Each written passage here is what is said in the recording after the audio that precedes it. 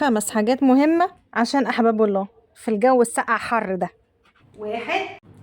دور البرد بتاع الكحة الخفيفة والسخونية البسيطة اللي ما بتعديش 37.5 وشوية وجع في العظم واحتقان بسيط في الزور، ده دور فيروس. يعني ايه يا دكتورة؟ ما بناخدلوش مضاد حيوي. لو خدتي مضاد حيوي هتهدي مناعة العيال على الفاضي وبرده الدور هيخف براحته. طيب امال ناخد ايه؟ هناخد باراستامول عشان السخونية، ناخد حاجة عشان الكحة، ونشرب سوائل دافية ونكن العيال. دور البرد العادي ما بناخدلوش ايه؟ مضاد حيوي. طب وكحة العيال بتاعت الصبح وبتاعت بالليل هنعمل لها ايه؟ هقول لكم عليها اخر الفيديو. 2. لو كان دور بكتيري سواء لوز او في الصدر او حاجه للودن وخدنا مضاد حيوي، لازم تكملي الكورس للاخر. نزلت السخونيه ما نزلتش السخونيه هتكملي الكورس المضاد الحيوي للاخر. 3.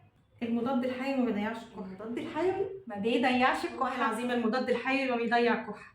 لو الولد خف ولسه بيكح طبيعي كان عنده شويه افرازات وبلغم في صدره وبينطرهم، الكحه هتاخد وقتها وتروح. طب نساعده بايه؟ ممكن اديله مذيب للبلغم واشربه سوائل دافيه وكن العيال. 4. الكحه اللي انا قلت لكم عليها هقول لكم عليها في اخر الفيديو. الكحه بتاعه العيال اول ما يقوم من النوم الصبح ولما يجي ينام بالليل، دي كحه نتيجه لحساسيه الانف، افرازات بتنزل من مناخيره على زوره فبيشرب وتلاقيه يبلع كده، ده افرازات نازله من مناخيره على زوره. ما بنديهوش دواء الكحه اللي عليه معلقه خضراء، ده طارد للبلغم اصلا بيكحح. بنديله ايه؟ بنديله دواء لحساسيه الانف عشان ينشف افرازات مناخيره اللي بتنزل على زوره، زي ايه؟ الزفت الكوتشيليفاست والكلاريسين.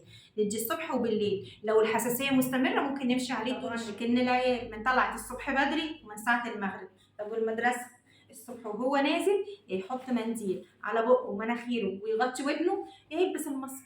لبس العيال ولا قطيفه ولا صوف، بلبس قطن اقصاكي طبقتين. الجو ساقعه في حر، شويه ساقعه وشويه حر والعيال بتجري هيعرقوا، هدومهم هتبقى مبلوله من جوه وهيفضلوا برضو طول الوقت يكحوا، فهنلبس. وطبعا انا يعني دكتوره تغذيه مش معقول مش هحشر لكم التغذيه في النص.